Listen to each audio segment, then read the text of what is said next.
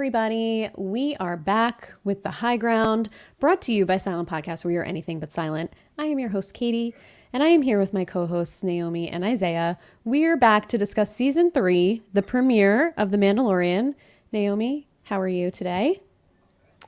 I'm so great. You know, my droid is ready, and I'm here to have a great time. Amazing. Isaiah, how are you? I'm, 2 days I'm in a row, we good. get to talk to each other. How exciting. Yeah, isn't it, next week is gonna be even more. It's I know. crazy. No, but no, I'm having a good time. I watched the episode like an hour ago, and it feels good to be back with my Star Wars peeps. You know, it's I haven't watched Star Wars in a little bit. I've been in my Marvel wave, so this was a good refresher for me.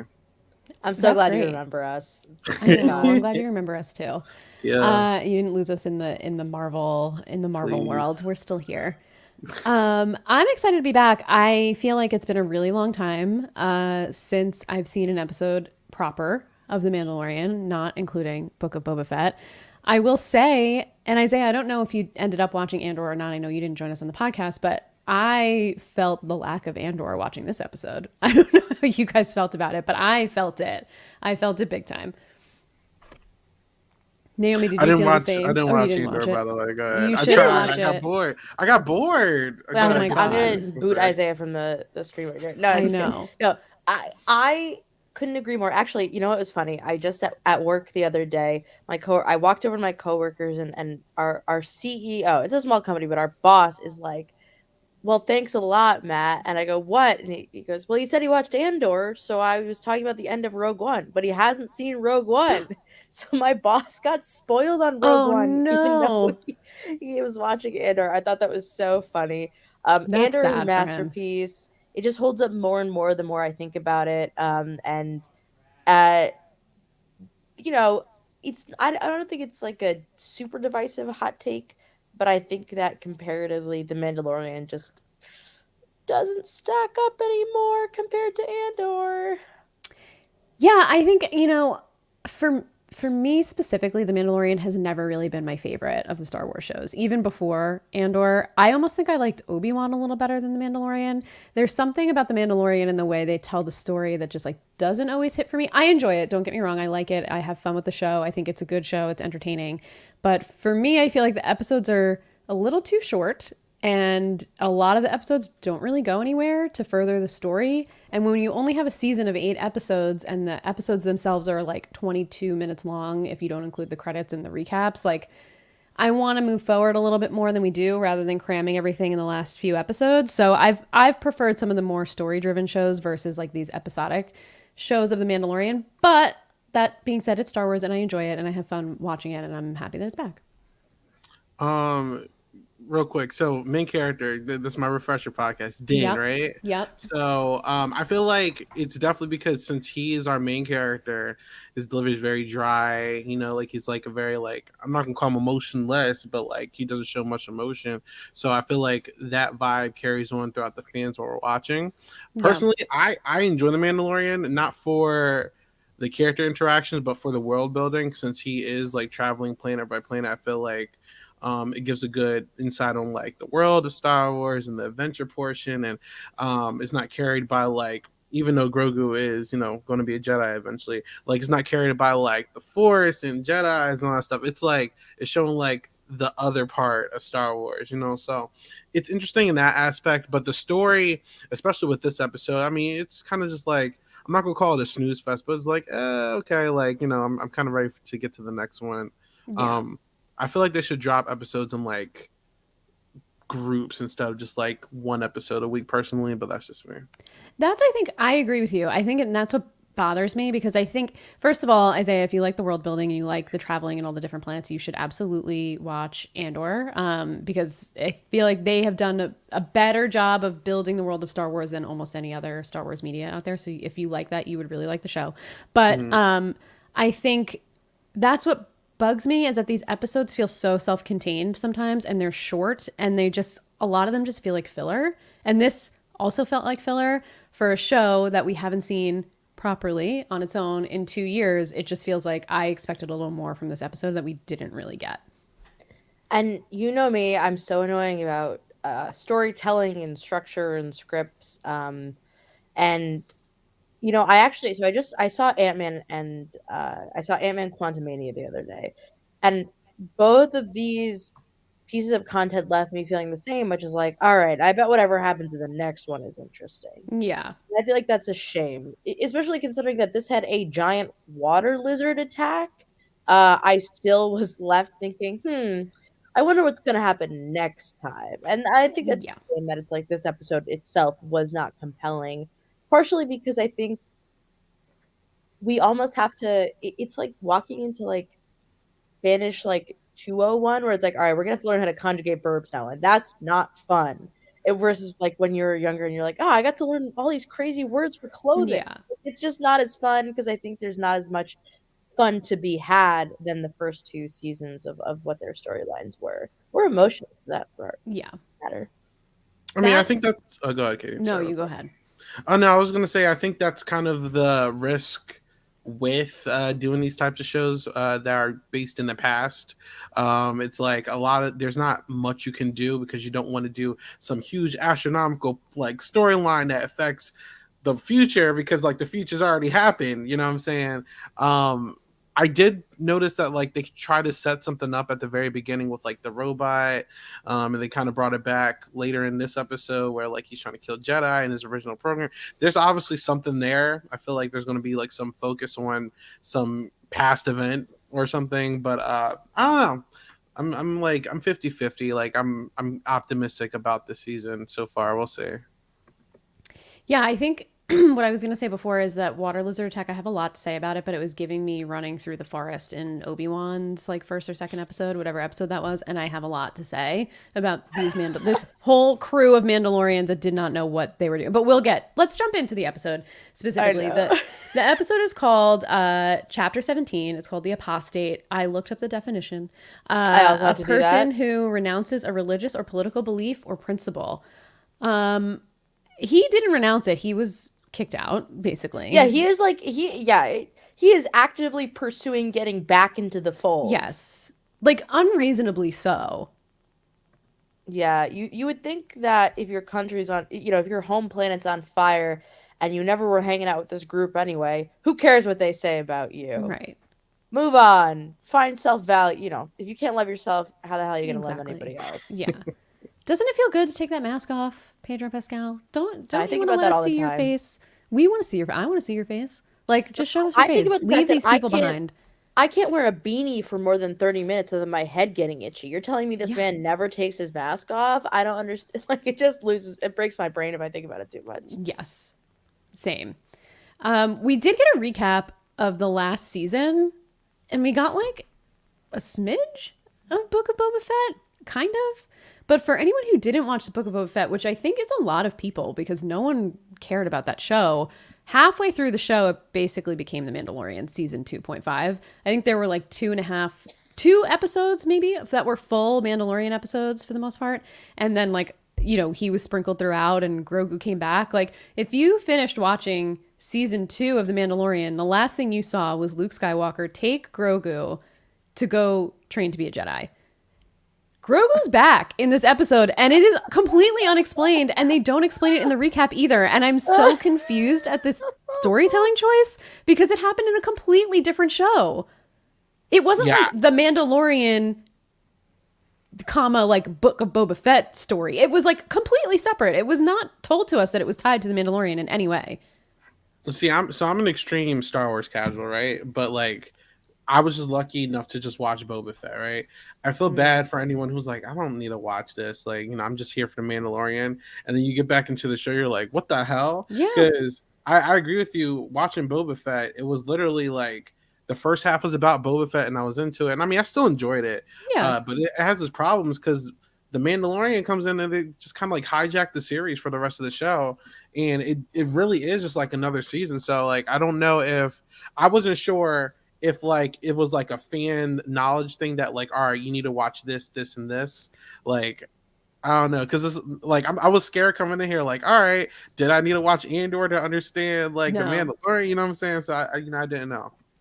Yeah, and I think having such a barrier of entry, like that's what keeps me away from Marvel because I was never into it back when it all first started and the movies first started and then the shows started. I'm so out of it that it's like impossible for me to get into it because there's so much media to consume and everything is intertwined with each other. And I feel like Star Wars has done a good job of not doing that. And now I feel like they're getting into that a little bit. And I just don't think that works for Star Wars the same way that it works for Marvel. Sorry, Naomi, go ahead. So, one of my favorite podcasts of all time, it's called Blank Check with Griffin and David. And my friends, Griffin and David, started the podcast originally as this idea of what if we only watched episodes 1, 2, 3 as if 4, 5, 6 did not exist, right? Mm-hmm. How do these properties and this story, how do they stand on its own without the earlier information? And then you get shit like, who's Yoda? Who's Chewbacca? Chewbacca survived a war? Like all these things where you're like, this makes no sense. And I think that's kind of what Mandalorian has done here, which is like, yeah, you watched that. Nobody ever said in their life that it was necessary viewing for somebody to watch Book of Boba Fett in order to watch The Mandalorian. But they were like, yeah, you nerd, you watched that shit, right? All right, well, we don't have to go over it, which is crazy because I don't remember any of it because it was so boring that I forgot all of it. So I'm Yeah. just a little frustrated. Also, I have a big gripe to start out with. How does his spaceship work? Like Grogu pops up in it, but then we see Yeah, I would like that to know that too. the seat Mhm. is just the seat. So how is Grogu Yeah, like how did he getting get out out of the top and get back in? Like and I back don't know. into the I'm cockpit? confused. I don't understand it. And frankly, I think that they need to demonstrate it way more. I can't even get like into the front seat of a minivan sometimes, like from the back. So how is this guy doing this? I don't Yeah. know. And I It's don't a even problem. remember, like, did he get this ship in The Mandalorian season 3 or did he get it in Book of Boba Fett? Because I feel like, Mod, what's going on? yeah, like I don't remember which show that even took place in. I think it might have been Book of Boba Fett. I think he got the ship. Yeah, he got the ship in Boba Fett. So it's like the Yeah, show opens yeah. with the armorer making armor for some little kid Mandalorian who I thought this was a flashback, by the way. They totally got me until we saw the Din and Grogu come in with this brand new ship that I assumed that this was him getting like indoctrinated into this village or cult or sect or whatever we want to call them. But no, it's just a random little kid that we don't know anything about we spent time on. Got a cute baby blue helmet though. I did want to ask you guys before we get too into it if I liked the color scheme here, and then it's like you look outside and you see everybody that kind of looks like a bunch of cosplayers at Comic-Con dressed up as Mandalorian outside. What color would your armor be if you were a Mandalorian? If you could choose, what would you pick? Like, what would your color scheme be? Maybe I would do like you're going red, black, white. Yes. Ooh, red, black, white is cool. Yeah. I would go like the ugly colors I painted my bedroom in middle school, which is like kind of purple, teal, and lime green. Because I think that's just the absolute ugliest Wow. looking combo you could possibly choose. And then everyone would know it was me. Although really, I'd probably be like just like my iPhone. I'd be like a basic like rose gold bitch. You know what I mean? Yeah, I would probably do like some black and like silver or black and gold combo. I just like I love a would love to black pick and another color thing, but like combo. so To much me, of that's my like such a pop. You know? yeah, yeah, so much of my wardrobe is black already anyway, so I would have to keep it like true to myself. But I did think that the baby blue helmet was cool. It seemed like it was mini, and then they put it on the kid's head. I was like, no way, this helmet's fitting on this kid's head, but it did go right over it. So okay, Well, my boyfriend and I had a debate. Like, so is it a kid-sized helmet? And as he gets older, are they going to make him a new one? right. Or Ooh. is He's that gonna have to helmet take the too helmet big for off him to and he's put like the a new one on. bobblehead? And It yeah, looked like tiny when putting it on yeah, his head. it did. Interesting. I thought they Yeah. were gonna put it on Grogu. I thought I wasn't understanding the perspective of it. I thought it was a really tiny baby Yoda helmet. That's what I thought Oh, was that would gonna be happen. cute. That would be cute. I do want to say because I know you don't watch Marvel, Katie, as a Disney Plus extraordinaire myself, Hmm. I will say I feel like Star Wars gets the biggest budget out of any of these shows because Yeah. like they really put True. money into like the Star Wars franchise because like Marvel has been like half-assed for like the past couple of like months. In even like the original movies, like I watched Pinocchio and that was so bad, by the way. But The like new one? Yeah, the graphics were so bad. Like Star I Wars, they forgot that actually even like happened. they take their time. Like I'll give them their credit with that too. Like they actually care over here. So Well, I think the thing with Star Wars and what got me here is because this is shot in front of, remind me what it's called, Naomi. Is it the volume screen or something? It's Yeah, like the all volume shot in is mm, front of yeah. one big screen. screen, Most of yeah. it. Some of it's on location, but it's like this new technology instead of a green screen. And Andor was not shot in front of that screen, and Andor really looked big budget. Like if you think this looks big budget, Andor really looked big budget. Like it looked like movie Hmm. budget.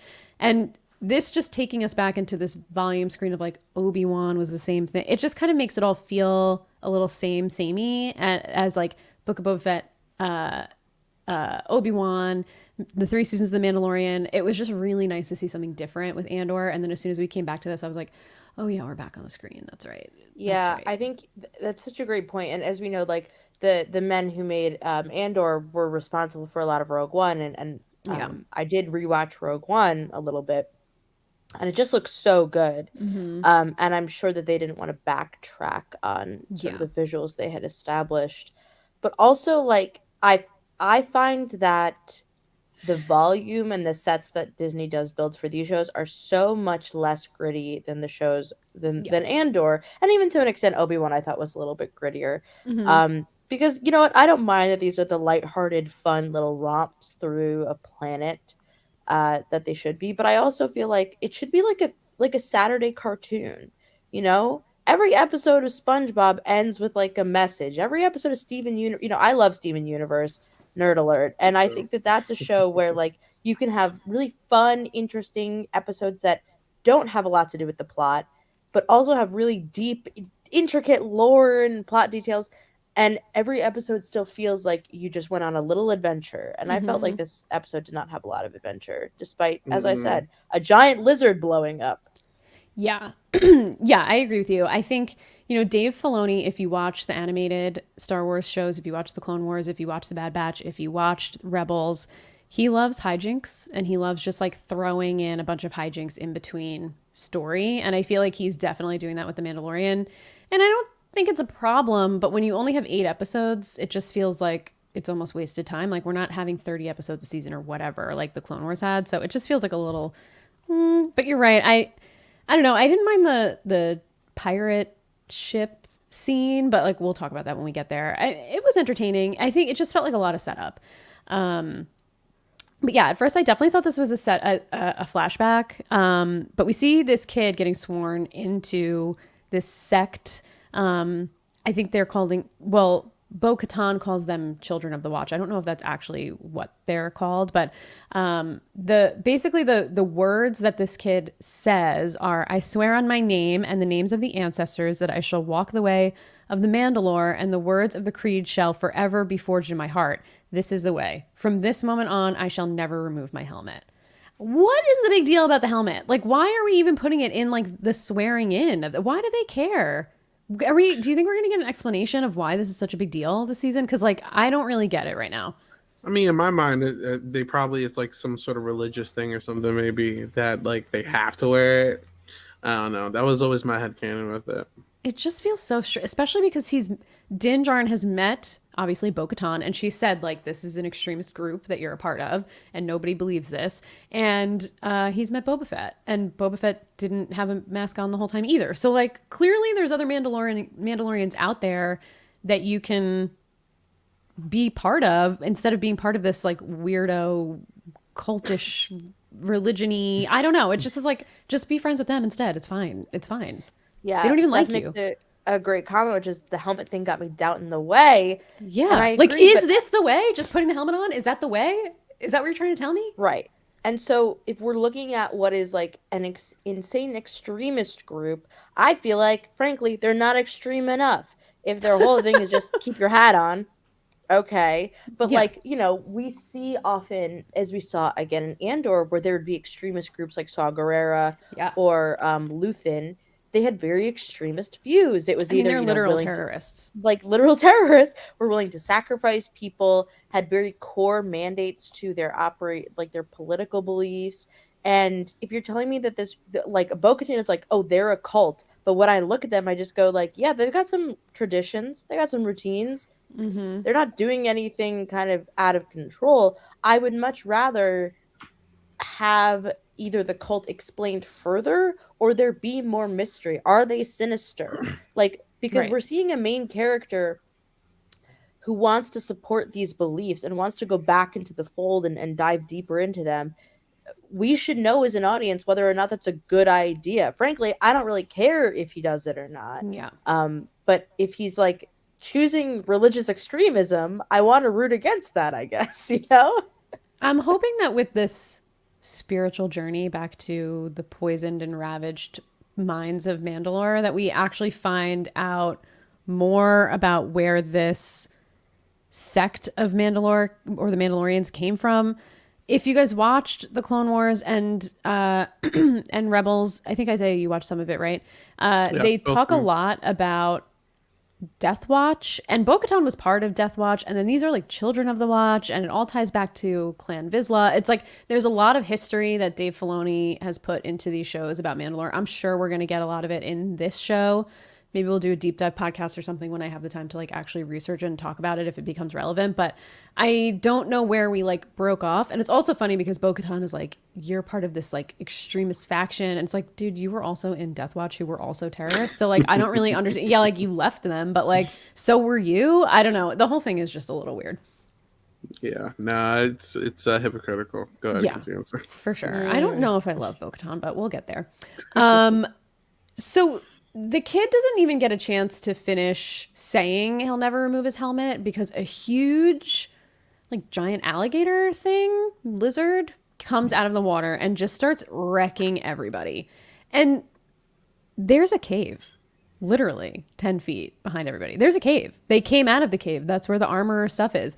But instead of running back into the cave until this sea monster goes back into the water, they decide to just like shoot it with their blasters or like put bombs on its back instead of trying to put them on its belly. And then they shoot its skin with their, I don't know what these things are called, these like things that attach onto it, and they just get like tossed around. It's just like, I'm like, what are you guys doing? Just go in the cave. Like, what is going on? Even like the big Vizsla guy just goes like, flies up next to the kid and just like bops him out of the way and is like, move it. I'm like, you're like leaving this kid for dead. Like, you think you're saving him, but you're just dropping him on the floor. You all have jetpacks. You're barely using them. Like, do you use them to fly away? Like, I don't know what's happening here. I felt tricked and bamboozled because I felt like we were getting introduced to some like brand new character for the show. And I Yeah. was like, oh, since they didn't finish their initiation, maybe they're going to take their helmet off later or something. Yeah, Like, that's what I thought. Great writing. and I was Isaiah. like, never mind. This is That's just why I like thought it was a one-off. flashback Yeah. of Din because he didn't finish saying. I was like, oh, Yeah, that's maybe what I he thought. never finished saying it. But no, here he comes in his new Naboo starfighter ship, whatever it's called. Yeah. And I blows have up to the say my monster. like another great example of where you can inject more extremism into the group. What if they're like a militia? What if they're ready to go for battle? What if they're extremely coordinated in their attacks and their like ability to fight? Yeah. Because remember, that's the other part of it is that like what is the lore of Mandalore, right? It's that they're like very good fighters, right? Yeah. That they're that's why they make such good hitmen and such good bounty hunters.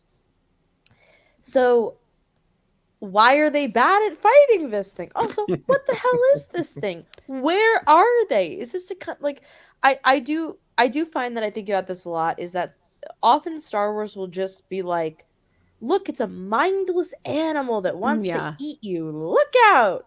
And it never feels like it really has an interesting level of stakes. Like, you know, think about like the garbage compactor from way Sure. back where there's a creature in the garbage. Oh, that creature eats garbage. Or the Sarlacc pit. Oh, that's like we're going to throw you into the Sarlacc pit. It's not even just a random out of nowhere. And this felt so like I don't know why my boyfriend still watches TV with me because I was just like, what the hell is going on? I kept saying that like every 2 minutes. Like it really I was just so snooze. Sorry. I'm sorry. I've been Storyboards. playing through Jedi Fallen Order on Twitch to prepare for the new game. And I played it before, but it's just like there's a lot of parts in the story where Cal, who's the main character of the game, goes into like these pits, and then there are these gigantic animals that you have to murder with your lightsaber. And it's like, obviously it's gameplay, right? And it's fun, but like partially sometimes I'm like, I kind of feel bad for these things. Like, I'm intruding their space and now I'm just murdering them because Oh they're my existing god. here. And then I'm like, I feel bad for this thing too. I'm like, why are they brutally murdering this guy? I mean, Din Djarin comes in and blows this thing up. Its guts are everywhere, and all he was doing was like coming out of the water because they were disturbing him. I'm like, do we need to just murder all these? But that's me. I'm a vegetarian. What You am I know gonna do? what? Star Wars Animal needs to rights. pull a Harry Potter and make like a Fantastic Beast type series or something for this show, because I would like to learn more about some of these. No, I mean, I I'm can't even surprised call they them haven't animals. done this Yeah, actually. like I just feel like Naomi said, they just kind of throw random Hmm. things at this point. I'm like, what even is this? Like they kill and then you never see it again half of the Right. time. So Right.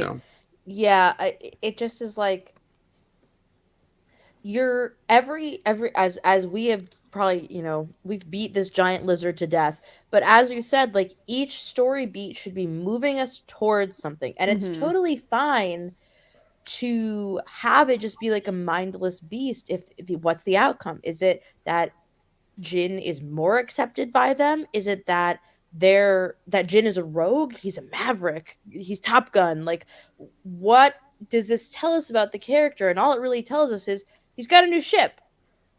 And you're like, okay, Yes. And I was thanks. surprised because he like came back. They obviously have already told him to leave, but that took place in Book of Boba Fett. So I guess we needed to see this again and have this re-explained that he took his helmet off and they don't want him there. But I'm like, he just kind of like saved all of your asses, and now you're like, sorry, but you gotta go. Like, you took your helmet off. I know you just saved everyone here, but you took off your helmet, so you're not a Mandalorian anymore. It's just like, what is going on here? And I'm like, why do you keep coming back? Like, you were already sent away. Why are you back here? So we have the same conversation of like, well, you took off your helmet and of your own free will. And I just, it's just so, it's a lot. It's a lot. But I guess they needed it to really establish what the plot of this season is going to be, because obviously it seems like he's going to be going to the mines of Mandalore. But he says the creed teaches us of redemption, and she's like, well, it's not possible because our homeworld is destroyed, so there's literally nothing you can do. And then he pulls out this thing that he got from Jawas, and she's like, what am I supposed to, this just proves that the planet is dead. And he's like, actually no, it proves that it's just not poison because a traveler got it. The writing in this episode really got me, and this is a part that I Yeah. was just like, what are we doing here? yeah. It was just not good. I like I said, I was on well, it's funny. I was on the phone with my girlfriend explaining Star Wars to her before I came on here. But like I was able to like watch and talk at the same time because there's not a lot Yeah, you didn't miss relevant going anything. on. They're like that's what I'm saying. There's just not a lot of relevant stuff going on here. It's just like a lot of filler. I do feel like I said there is some setup, but like there's not a lot going on here. You just kind of just I don't know. It's a first episode. What are you gonna do, right? Right. Like I don't know. Yeah, exactly. Again, I say just show us your face. Like, that's why we're tuning in at this point. For your face and for Grogu. Like, come on, just show us your face. Yeah, I mean, I agree with you. I think you guys have said it so well. And this plot device to me is also like, I don't remember him finding this shit. You know what I mean? Like, No, I don't think we saw it. I would a million times rather take a ham-fisted, like, it's what Game of Thrones does a lot, which I don't mind, right? Like, remember this bit of detail because you probably forgot about it in the past 3 episodes, but it's gonna come back this episode. Go ahead, remind me of it. I don't know where this thing came from. I'd love to see some Jawas. I'd love to see some Tusken Raiders come back. You know what I mean? Like, we saw them in Boba Fett a lot, and I thought they were an interesting development. But Yeah, I instead, loved it's that just part. like it's a tell. It's not show, don't tell. It's just tell. And I'm frankly a little bored of it. Also, they're like, it has writing on it. I was like, I can't read that shit. I don't know what that says. Yeah, I'm like, okay, what does I that can't see mean? it. It just it looked like the aggro crag. It looked like Yeah, nothing it that I could did. see. Yeah, I'm this now listen, of course it's the Mandalorian. It is not the worst Star Wars property out there, and I think it's No, still at this point in time better than Obi-Wan's It's the sort of most popular right now. it's definitely the yeah, most popular. it's definitely the most popular. People, can I just say, people need to leave Pedro Pascal alone. Leave him alone. Mm, I'm dead. Yeah, we know he's hot. We I get don't know it. if I'm gonna leave him alone, Naomi. He's hot, but like, you know, he needs a mental health break. I think from He everybody thinking definitely he's needs a hot. mental health break. Everybody needs to give him. That's my take. Let him breathe. Let him breathe. Yeah, I was gonna say real quick to Naomi's comments. I also sidebar. I saw that he just put Mandalorian stuff in Disney World, like Ben's Yeah. walking around with like a mini Grogu. Oh, I'm Um, sure. Yeah. but the what you're calling this is something that they have a manga. It's called off screening, and I'm not a fan of off screening when they just do a bunch of crap off screen and then they just expect you to just pick it up. I think they should try to do what Star Wars or Clone Wars used to do, where it's like they'll throw you in like some random situation without like seeing stuff that happened, but they'll give you like that little lead up at the beginning Yeah. where like they're like, oh, this is what's happening, this is what you're walking into, and then I'm like, all right, you didn't show me, but you told me, so I'm good. Yeah. I feel like they just want us to assume that like stuff happened, and I've never been a fan of that kind of pacing either. So I definitely would like to see them fix that. I would also love the guy who does the intro for Clone Wars. That's like last Yeah, time on the Clone Wars. Like bring him yeah, back. He was great. yeah. He's not in Bad Batch, and I actually just said that the other day when I was watching. I was like, hey, where's that guy Pretty that used to do sad. the intros? Yeah. Sad days. I know it is sad.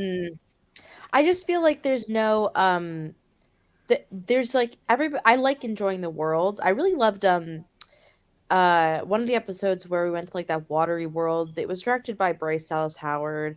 Oh And I yeah, with just the miss like fish woman and yeah, her I miss husband. the Yeah. magic of it. Like I like going, we go to see Carl Weathers in a second, and I do enjoy that a lot, but like there's moments where the magic comes back, and I think it's certainly when the little Babu Fricks are all running around, but or Yes. when Grogu's looking out into the hyperspace tunnel. But I feel like they're so few and far between for a show that is really built around like the hey, did you know there can be tiny Yodas, and we all just lost our fucking minds, and now it doesn't feel like that anymore.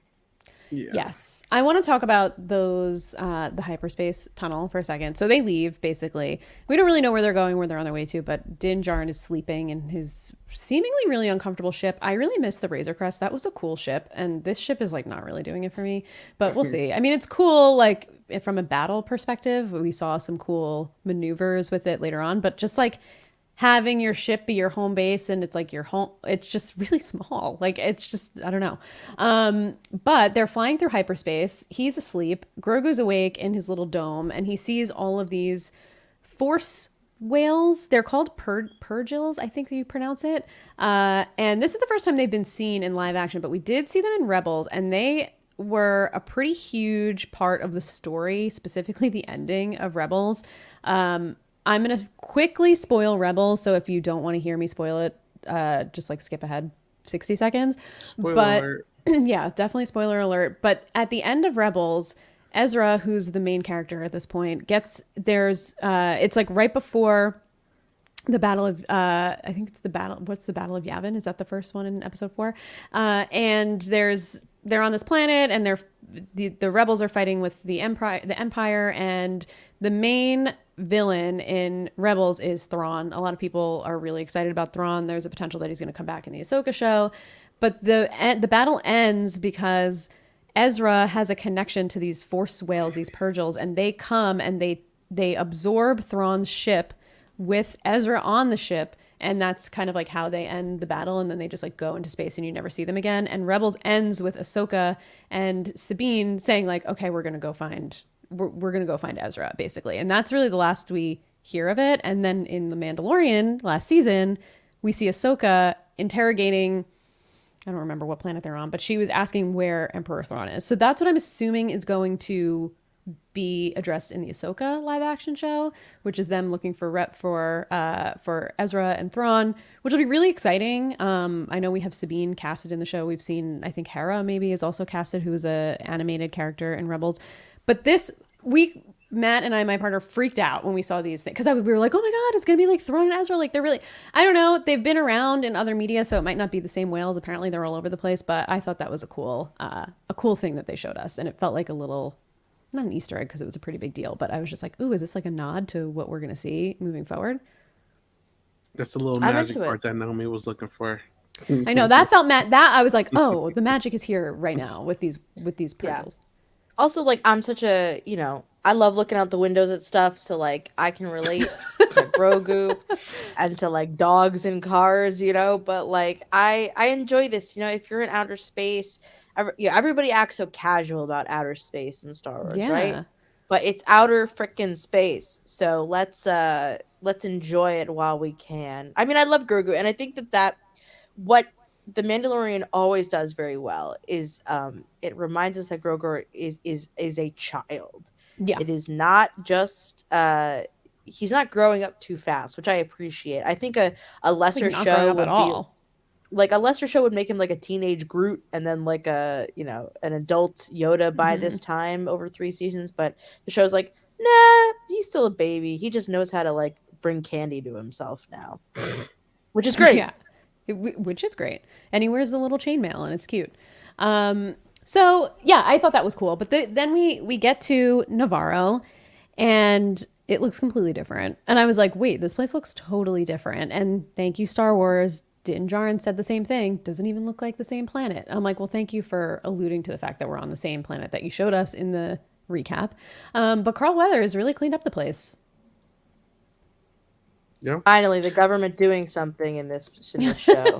Independent. They're an independent. What do they call it? An independent trade anchor and an outer rim hyperlane port. That's how the robotic voice at the beginning, when Din and Grogu landed there, explained it. It's a mouthful. It is a mouthful. I went back like 3 times to make sure I wrote it right. So I had to say it because it took a lot of effort for me to write it down. But yeah, it's changed. The streets are paved. Everything is lively. There's bands in the street, which I felt like this gave me the magic of Star Wars a little bit. We saw those creatures that were in Jabba's palace in episode 6, which is cool. They were all in the trees.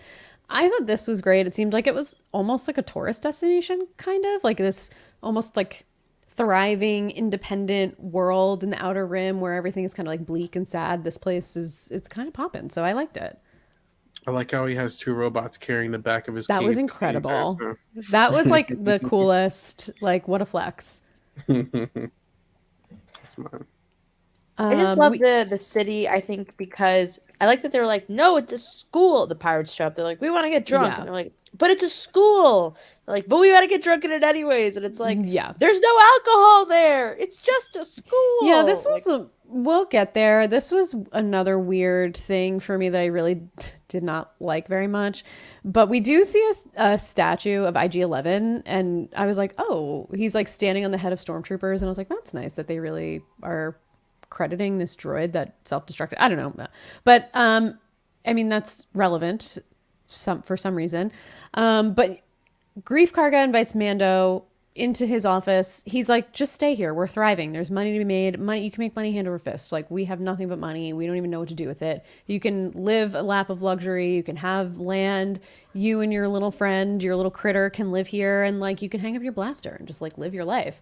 And he's just like, no, I took my helmet off, so I have to go repent for my sins. I'm just like, bro, live here. You don't need to do that. Perfect. Yeah, It there's sounds not a lot of amazing. places like that in Star Wars. Totally independent. You don't have to worry about the New Republic. I guess like they don't really have the First Order yet, really. But Yet. well, I mean, I don't know. It's kind of unclear because Moff Gideon obviously was part of it, and there were stormtroopers in the last 2 seasons, but they kind of just like yada yada over that. They're like, oh yeah, he's at like a war tribunal. It's fine. Dead. Yeah, I don't really get it. But I would have stayed. Why not? Listen, there will be no show if they make people do smart things, Katie. So of course he wasn't going to do it.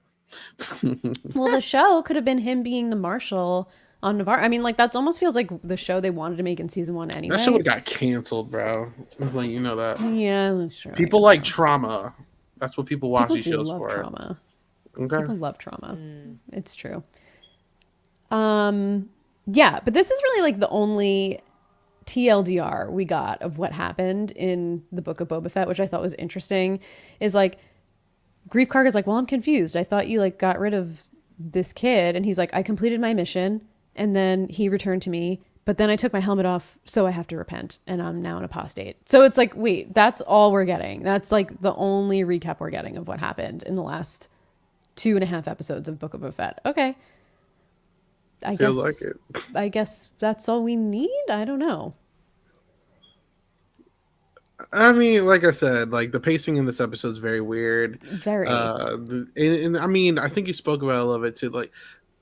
I don't know who's really in charge of writing this right now, but it doesn't feel the same. I think some of the comedy is a little kind of cringe at points Yes, the too. comedy is bad. Yeah, I just like I don't really. I'm giving it the benefit of the doubt, but I kind of hope the whole season isn't like this. I don't really. I don't know. It doesn't have me engaged right now. I guess that's the best way to put it right now. I don't know why. Yeah, I felt like we got a lot of like really weird one-liners from uh Din Djarin and the Mandalorian of just being like, you can say that again, or like that's using your head. And I'm like, Yeah. what the hell is this? Like, what What's are we going doing on, here? That's bro? using your Yeah. head. Even when he's leaning up against the thing where when the pirates are there, he's like, is there a problem here, magistrate? I'm like, you couldn't come up with a better line than this. Like, this is Yeah. so lame. It just feels low effort. Yeah. They lost me at this point. Yeah. But I did enjoy this droid coming in while they were having a conversation, and the droid is like, magistrate, and he's like, hi, magistrate. Like, no one is giving this guy respect, but he's like, you have visitors. He's like, it can wait. And he's like, no, I said it can wait. And then he's like, but there's pirates. And I'm like, oh, I guess pirates can't wait. We need to go address these pirates immediately. And as Naomi said, they just want to get drunk in a school. They're like low level grunts at that. I'm just like, these guys are not a threat Yeah, whatsoever. not at all. Okay. Yeah, I feel like these like sort of low level like it's like it's the Western trope. It's like Yeah, these guys very. are no up to no good in this town. But I'm it's a little snooze for me again, and I get it. Like yeah, we want to see him kick some people's ass, but I find it so silly that the show will be like, okay, he's gonna go kick their ass, but then he's gonna go kick their ass in outer space, and it, it feels like the Mandalorian is OP. You know what I mean? He's just too Totally. powerful, and then things become much less interesting. I think the most interesting fights in the Mandalorian is when Baby Yoda is involved. When Grogu has Yeah. something to do and Grogu can like kick somebody's ass and you're like, "Holy shit, he's stronger now." That's the best time. That moves the story forward, you know? Yeah. Like no shade, this is the type of storyline you put into like a Boba Fett, where if you just want them to have some on-screen content, just have something Mm-hmm. low stakes that doesn't matter, and then you can just put that in like a side series or something. But like for like episode 1 on season 3, like maybe season 1, but like 3, like we're still doing Yeah. this. Like come on, y'all. Like this guy literally fought people way stronger than these guys. You Oh know what I'm saying? yeah. Come on now, fought with Ahsoka and all. Like come on, chill out with all that. Yeah, it's weird. This whole thing is weird. The writing was weird. I didn't realize that we were supposed to know that that school was the same cantina from the first season where like the stormtroopers came in and they were lighting it on fire right before the Moff Gideon thing. Like I didn't realize that I was the didn't same even know that place. until you just said that. I'm assuming because they're like, this used to be a bar and now it's a school. And they kind of showed it in some past episodes that kids were learning there and Grogu wanted to stay there. So I assume they just like souped it up and made it nicer. But these pirates are just mad because Grief Karga used his cut of a treasure that I guess he was supposed to be splitting with this guy's boss, which it sounds like he did, to change this bar or to open the bar, and now it's a school and they just want to get drunk there and they can't. And now this is like the source of conflict. And I was like, okay, so they're mad that this is a school and not a bar. Like, is that what I'm understanding? And that's enough to have a literal duel in the streets? I just don't really get it. Like, no, I want to get drunk here in this school. This is where I'm getting drunk. Bring me a drink to this school. What? Literally, And then look, Mandalorian is listen, just like sitting in the back watching, like leaning on a tree. It's just like, what are we doing exactly here? What are we this is some doing? shit that I was seeing like anime or whatever. Like, it That's was what it like felt like. it didn't bother me because I've seen like a lot of like fodder just like standing around being irritable, trying to throw the web. I'm like, Star Wars is taking this direction. Like, I'm like, okay, but this isn't something I would expect from them. You know? I just have to wonder if I would have hated this scene this much if Andor didn't exist.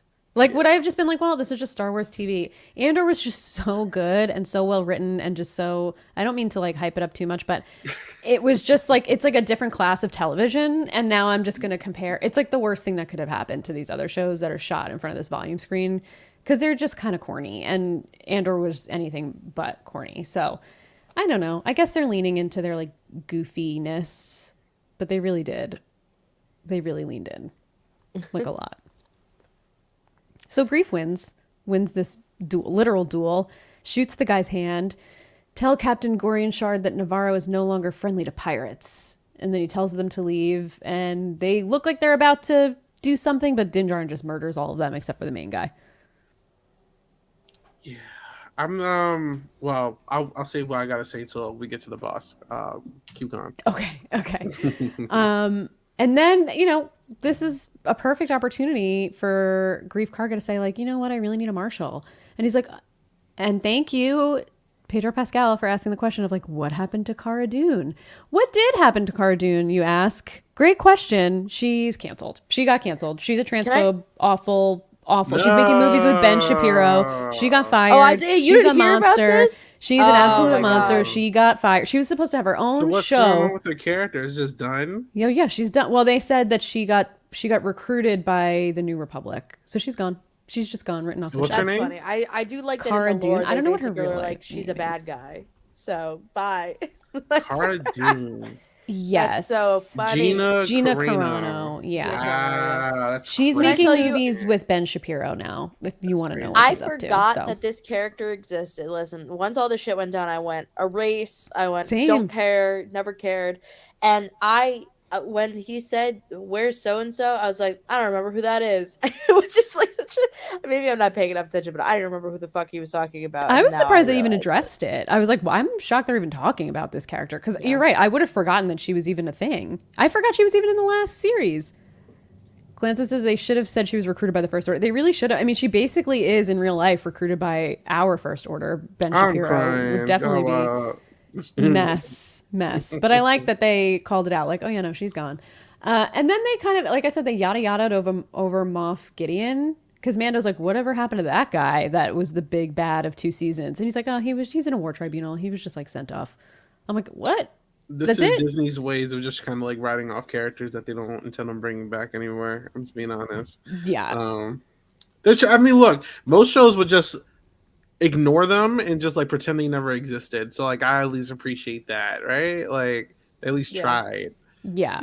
Half the time they just like pretend that they never happened, and then they just like never reference them again or anything. So I mean, it's something. Like, I don't blame them for these actors being dumb, making dumb decisions. Okay. Yeah, I don't Yeah. know. Is it like Yeah. is it a thing for oh my god, what is his name? Who played Moff Gideon? It's slipping from me. Giancarlo Esposito. Yes, thank you. Maybe he has a conflict. I think he was on that Netflix show that came out that you can watch in order. Like he's booked and busy for sure. He's not, he's an amazing actor. I have to wonder if we're going to see him again. Like, who knows? But it just seems weird to just be like, oh, he got captured and they just put him in a war tribunal. So no worries. Right. But I really need a marshal. And Mando again is like, listen, I can't. I have stuff to do. I took my helmet off and I have to go find these poisoned mines. Like, how many times do I have to tell you? But I need this dead droid to help me do it for some unexplained reason. So let's take down this statue. What? I need a droid I can trust. Okay. I need Taika Waititi right now. Damn it! These ratings are going in the toilet. Yeah. Oh yeah, Taika Waititi did play that droid, right? Yep. Yeah, that's right. I forgot about that. Directed forgot that about that. episode too. Yeah. Yeah. Yeah, this is a plot device where you're just like, and then you think about it and you're like, I guess it's kind of shoehorning in the Babu Fricks of the world, which, you know what? Fine, I'll take it. Listen, But if we're taking anything from the sequels, I'm thrilled that it's a family of Babu Fricks or like a crew of Babu Fricks. Like, give me all the Babu Fricks. That's all I care about. yeah, Yeah. Yeah. I don't know. like there's nothing to I say with know. the story. The storyline It is so really stupid because isn't. This Because isn't. even the exchange, I mean, the Carl Weathers stuff is so funny when like Carl Weathers is like translating for him, like even though he understands, but when he's like, I can't fix it, and he's like, you can't fix it. He's like, no, he's broken. Yeah, and he's like, yeah, I got it. Like, it's just even that, it was so corny. Like, they're speaking English. But then the plot device, which is that no, we can't fix it at all. We can't fix it at all. Oh, if you get that device, I guess we could fix it. And you're like, Right. Well, I guess that's I the don't- next quest that we're going on. yeah. I don't really love I don't love the storylines of like I need this droid to be the same original droid. Like again, it's that idea of like death. It's like if they Marvel down the line were like, oh look, Black Widows, but it's what the shit they're doing with Gamora, where they're like, Gamora's not as nice as she used to be, and you're like, all right, Jesus Christ, all right, whatever, man. Like it just doesn't hit. For me personally, of the idea that we care about this droid. I don't care about this droid. Maybe you guys do. I don't care about this droid. I cared about him when he existed. I cared about the guy that like got murdered by the two stormtroopers more though, whose name I'm forgetting. That poor guy who just wanted to retire in season 1. That was sad. RIP. But this droid is gone, and like we're supposed to suffer losses in a show. There are supposed to be emotional depths in shows and in media, so we feel loss. And instead, they're like, "Yeah, we'll reboot him just to connect some wires around." That man was burnt to a crisp. Burnt to a crisp. Yeah, I mean, I will say I did think it was kind of funny / creepy when he just had like a droid spine hanging out of his bottom hat. Like he had no legs and it was just like parts hanging and he was just crawling, being like, I have to kill whatever. And I'm just like, oh my God, and Mandalorian couldn't even shoot him and kill him. And the other droid just like pushed over a statue of Carl Weathers and crushed his head. And Din Djarin said, that's using your head. And I'm like, this is That was so corny. so stupid. This is so stupid. Yeah, but I thought that was funny that he was like dragging himself on the ground. At least that was kind of. Din Djarin just punts Grogu like a little, like tosses him like a football. Yeah. Crazy. That would have been a perfect use of Grogu, like stopping him with the Force or something. Why didn't we do that? Listen, this has a lot of bad decisions, Katie. I'm just being honest. It's Yeah. kind of hard. It's just a lot of bad decisions this episode. Yeah. Yeah. Well, I enjoyed Babu Frick number 1 and number 2 and number 3 and number 4.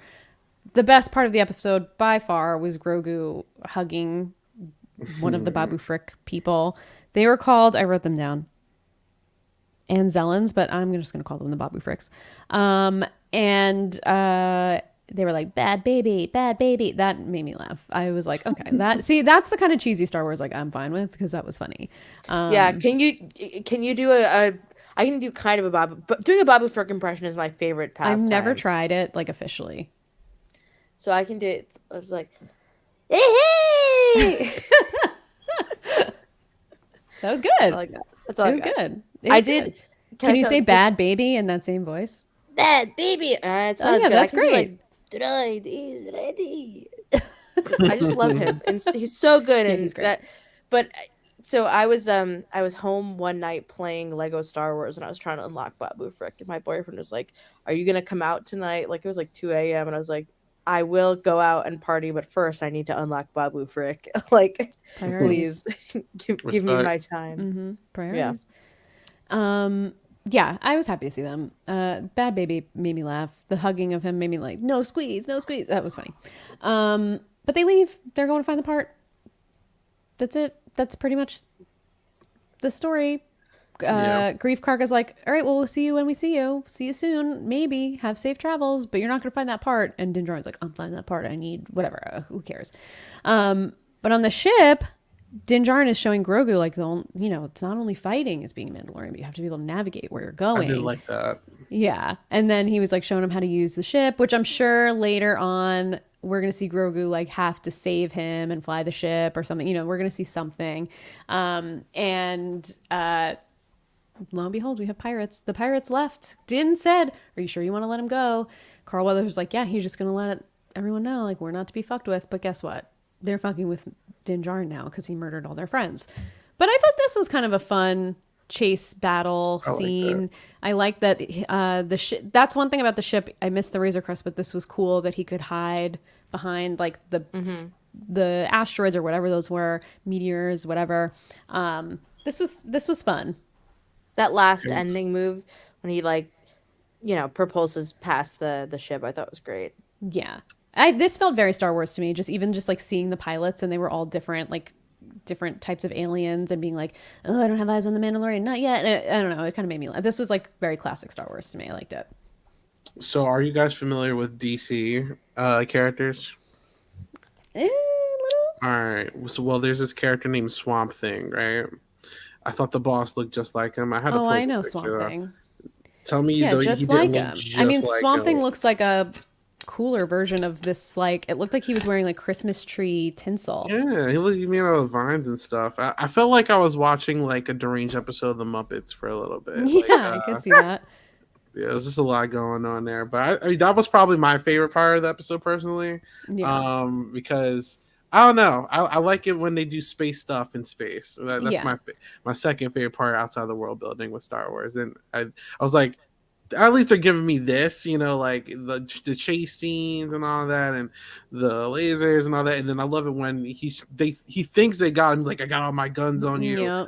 and then he's out. Like that. That's my favorite part. I don't think it's gonna be a major playback at any point, I'm but sure they'll come back at some point. some point And at the wrong time, Yeah. But to foil the Oh, plan.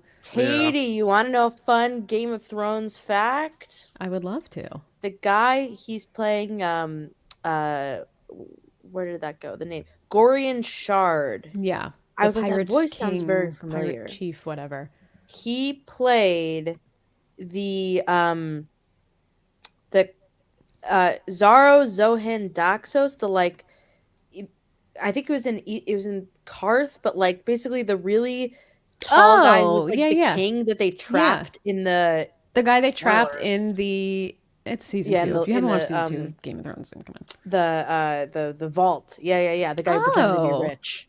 He's great on That's Game fun. of Thrones. Yeah, he was good on Game of Thrones. That's Yeah, really that was cool. that was a throwback. Oh, interesting. That's fun. Good for him. Good for him. Yeah, I wasn't really feeling this costume design. He just looked like he was covered in seaweed. It was a little weird, but I liked that he was like, "Oh, surrender your ship and spare your life." And then Din is like, "Never trust a pirate." And then he books it into hyperspace, and this guy, Gorian Charter, is just like, "Ugh!" Like he was so annoyed. And I'm like, dude, come on. Like this, he just like let out such an annoyed, like, ugh. And I was like, yeah, I mean, I guess that sucks. I don't know. You got bested by this guy twice. It's kind of funny. You guys are bad at your job. Yeah, like you guys just are clearly not good at this. But yeah, this was a fun part. The two space parts were probably the best parts of this episode. This part and the earlier part with the force whales. But we land on Kalava, which is a planet in the Mandalorian system that seems to be extremely empty, other than one droid and Bo-Katan just sitting in full armor on a throne by herself doing nothing, waiting for something. It was just like weird, a totally empty castle. Yeah. And I think she's- was under the impression that Mandalore was like destroyed, but I guess it's only some of the planets on Mandalore because it is a system. Like there's a bunch of planets on Mandalore, but like I'm confused. I thought Mandalore was poisoned and ravaged and whatever, but I guess just not this part. I don't know. I mean, he called her out too, saying that she said one thing and it ended up being a different, which Yeah. is it. So I mean, obviously not telling the full truth. Also, she was kind of just annoying me in this part. I was just Me like, too. all right, like you're not even going to get up or change your demeanor. Like she just did not give a damn. I'm sorry. I was just like, okay, let's move on to the next scene. Like, please. Yeah, not even a little bit. I literally wrote, she does not care in my notes. That's what I wrote. Like, she's just like, whatever. I mean, she's obviously bummed. She didn't get the Darksaber. That's all she wanted. She wanted to lead these people and take Mandalore back. And then he got the Darksaber. He was going to give it to her. She has to win it. That's the lore of you have to get it the right way. There. And now all of her people left because they don't believe that she's the leader. And she says something, the children of the watch and all the factions that came before fractioned and fractured and shattered our people. And I'm like, again, you were part of like the original group that fractured your people and they were called Death Watch. And you're also hoping to get people back that follow a sword made of light. Like your people are doing the same thing that his people are doing. They just like, for some reason, have a really big hang up about the helmet, and your people have a really big hang up about the Darksaber. It's kind of the same thing. Like you're being a little bit of a hypocrite here, Bo-Katan. It's a great point. Also, because I think that what I'm kind of frustrated by in these Star Wars is like there are very clear credos that people have in this show, right? Their belief system, they're very strict, and yet often I find that when we find out details about their beliefs, I'm kind of like, this is crazy, or this makes no sense in a world where, you could go to outer space and have a giant gunship, like. Yeah. I get it in some ways, but also like at least the Jedi is like, yeah, these are very powerful human beings, very powerful beings that have this special ability. But just whole like I get the dark saber is important. And it felt very important last season, but now for her to be like, "Well, I don't have it, so nobody likes me anymore. Yeah. Nobody of my followers has stuck around," and she's just sulking in a castle like she's some like British royalty. I was like, "What the hell is going on here?" Yeah, she was just lounging in this really uncomfortable looking chair, just like bummed out. I don't know. I guess we'll see. I Mm-mm. mean, he pretty much is just like, I'm going and I'm going to prove you wrong. And she's like, okay, fine, go ahead. I don't care. Like, do whatever you want. I really don't care. And he's like, okay, I will. And she's like, okay, bye. I mean, that's basically the whole conversation. It's just like, she blames like your cult gave up on Mandalore long before the purge. Where were you then? And I was like, well, he was a kid. So, I mean, like, I don't know what your point is here. He didn't really have much to do with that. It's just, she seems a little salty. So we'll see where she goes. I mean, there's a lot of history here with her. There's a lot of history with the Darksaber that's actually kind of cool. Like Darth Maul had it, and he ruled Mandalore for a while. Like that was a really cool storyline. I'll do some deep diving, and just we can do some Mandalore history at some point because the storylines altogether are cool. But this episode didn't really hit for me. This is where the episode No, ends. This is it. her being petty and then his like dry delivery was just like it was just taking my energy. I'm not gonna lie, I was just like, all Yeah.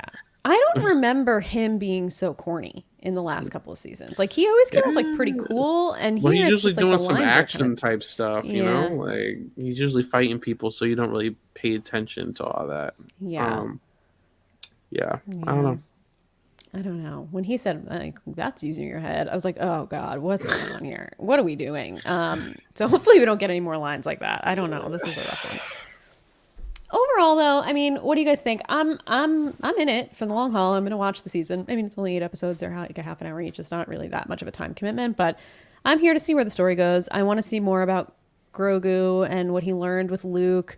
There's some rumbling out there that he was with Luke for 2 years, but I think that interview with Dave Filoni and Jon Favreau was taken out of context. I think what they were saying is that it's been 2 years since the last episode of The Mandalorian, not since he was taken by Luke in our Hmm. time, not in Mandalorian time. So let's take that with a grain of salt. But I'm just curious to see what happens. Will we get Ahsoka again? Are we going to see Boba Fett again? I don't know. Is he going to put together a crew to go to Mandalore with him? That could be fun. Like, who knows? I don't. Usually, you leave the first episode kind of having like some idea of what the season's going to be about, right? Hmm.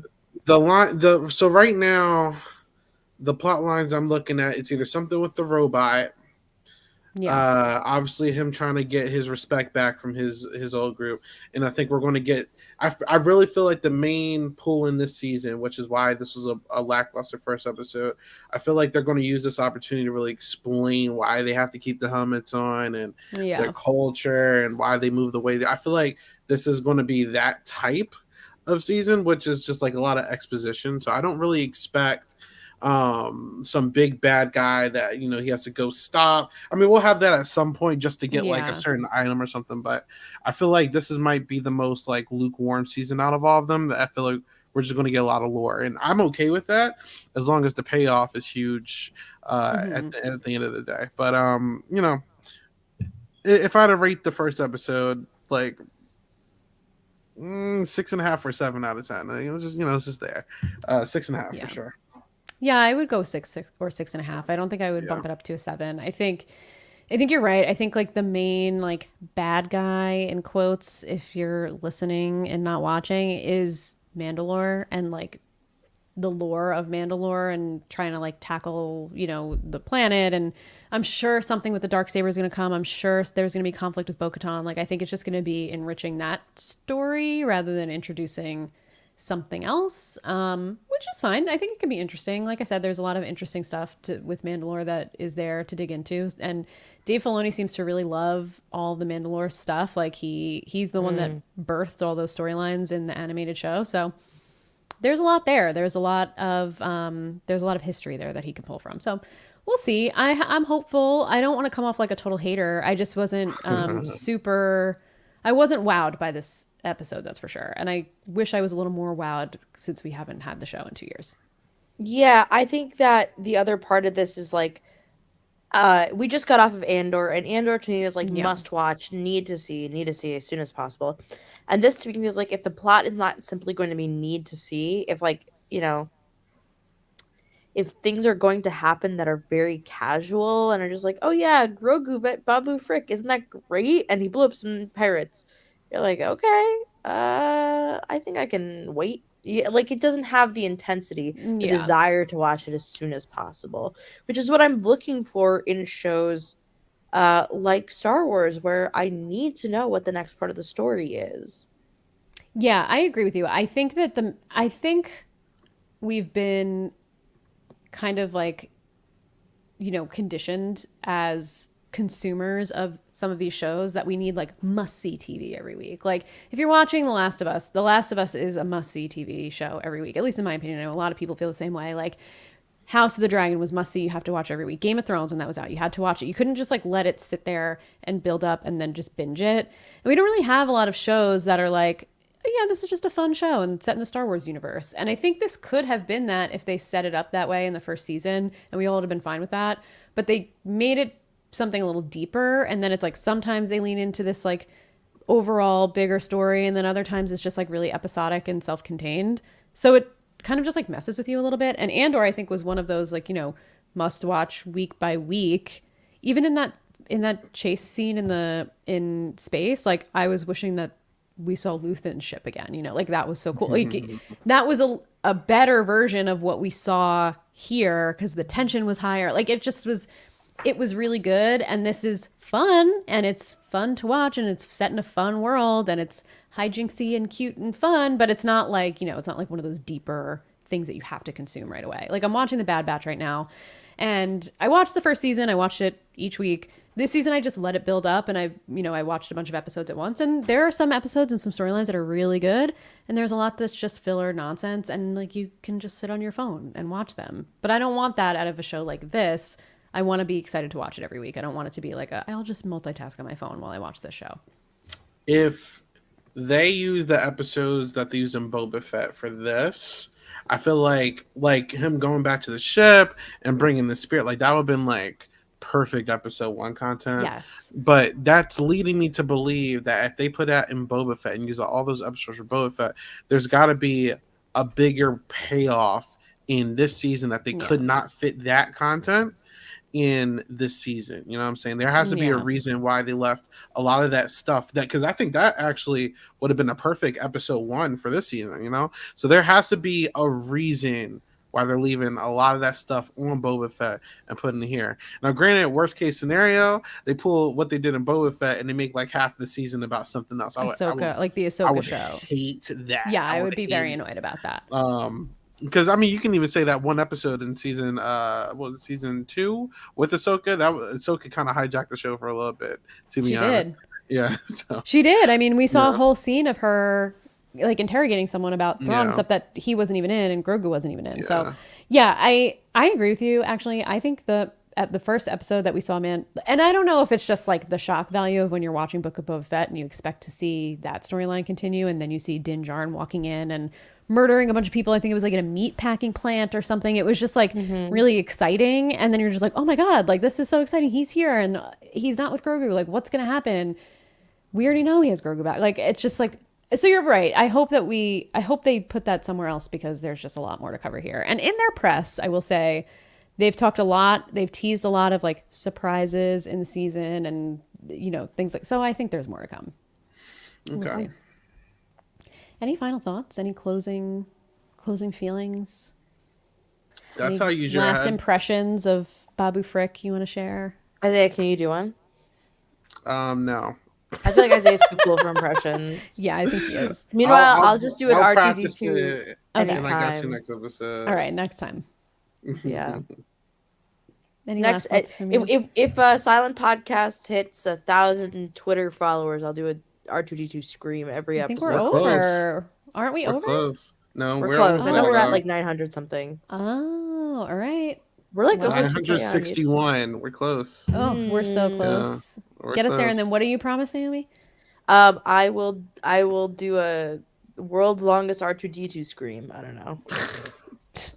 Who needs more than That's what that? everybody. Everybody click That's follow what if everybody you're not wants to following right hear. now. You know. Yeah. Well, with that, we can go ahead and close out and we can start talking a little more about Twitter. Naomi, where can everybody find you on the internet these days? What are you up to? Oh my God. You can follow me at Naomi Calhoun. Isn't that nice? I just removed a lot of people Oh, from Instagram, but if you want to oh, follow me on Instagram, you can because I think you're great. At NAY_OH_MI. It's a lot of, people I went to high school with who don't give a yeah, F I hear about you. anymore. And I just want to plug, oh my God, a couple things. Survivor New York, the live reality game that I co-produced with my wonderful friend Chris. The episodes have been so much fun. Not only the episodes have been fun, but we've got amazing recap podcasts with absolutely lovely guests, including Isaiah and many other silent podcasters. We have exit interviews with myself, Chris, and the eliminated players. And on top of all of that, I'm going to be on the Taskmaster Australia podcast coming to you very soon. And on top of that, oh my God, can you believe it?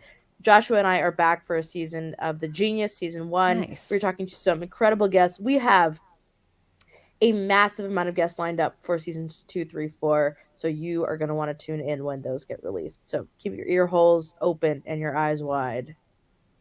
Very nice. Isaiah, where can the people find you? You can find me at all socials on 8 Ball Bangers, literally on everything. You can find me here talking about Star Wars with these two lovely ladies. You're going to see me with Sabrina on the Truth Booth podcast talking about Are You the One here on Sound Podcast every week. We had a fun episode to talk about this week, so look out for that. Every week you can find me on Mondays through Tuesdays talking about Big Brother reviews. I'm almost done with that. Next week I'm talking about Big Brother 5, so look out for that. I got like 3 Big Brother Canada podcasts coming out next week, including a really big interview on Monday. So if you're into more Big Brother stuff, look out for that. And if you're looking for even more Big Brother stuff, I'm starting to do editing videos, and I made a Big Brother Legends cast, and it's edited. So I'm going to do a lot more discussion videos, but that and plenty more that I'm probably forgetting. But yeah, check us out. And I'm going to watch Survivor New York after this. So yeah, definitely check that episode out too. So, New episode out tonight. Yeah. Yeah. What two very busy people that Yeah. I have the privilege of podcasting with. You can find me at Real Slim Katie on Twitter if you would like to. I also not deleted people from my Instagram, but I got rid of my whole Instagram feed because it was all old and I haven't posted. I'm rebranding. Not really. There's just nothing on there right Whoa. now. I deleted so many old pictures from like 2009 that I was like, I don't, or whatever, 2011. You I should was have like, just I can't even archived it. No, I did. I Yeah, archived them. okay. They're still there, but they're not. We love the They're not cringe. out in the public anymore. And Yeah. it was liberating, I have to say. But if you follow me there if you want to, there's nothing to see right now. Who knows? Maybe there'll be things in the future, but that's also at Real Slim Katie. You can find me on Twitch at Real Slim Katie with an underscore at the end. Like I said earlier, if you want to talk Star Wars, I'm playing through Jedi Fallen Order, playing a couple other games there. I've been having a really fun time as usual. We talk reality TV there a lot too, so drop a follow. You can find me with Isaiah starting to talk about Big Brother Canada next week. I'm really excited about it. Even though we don't have feeds, we'll have something to talk about. We will be talking about it. Whatever it is they're giving us, we're going to be talking about it. So check us out there. We'll be back, like Isaiah said, for like 3 podcasts next week. The coverage is going to come in hot, so I'm excited. We just released Javier, Isaiah, and I yesterday our surprise Traders reunion recap, which was a lot of fun to talk about. Kind of a mess to watch, but it was fun to talk about. So check that out on Signed the Traders. And you guys probably know me also from the Cool Water Show and TJ Hates Quitters. We are on a short hiatus right now. Carrie is very busy. She's like getting her PhD. She's like being a doctor. She has more important things to do than podcasts. So we're taking a tiny break. We'll be back. But maybe you'll see some other people pop in and chat about those shows if we can find people that are interested. So that's where I am. And you can find us on Silent Podcasts all over the place. You can give us a follow on Twitch and YouTube at Silent Podcast on both. If you just search Silent Podcast, will come up. You can also find Isaiah's edited videos there on YouTube, so check it out. You can follow us also on Twitter if you want to keep up with everything that's going on at silent_podcasts.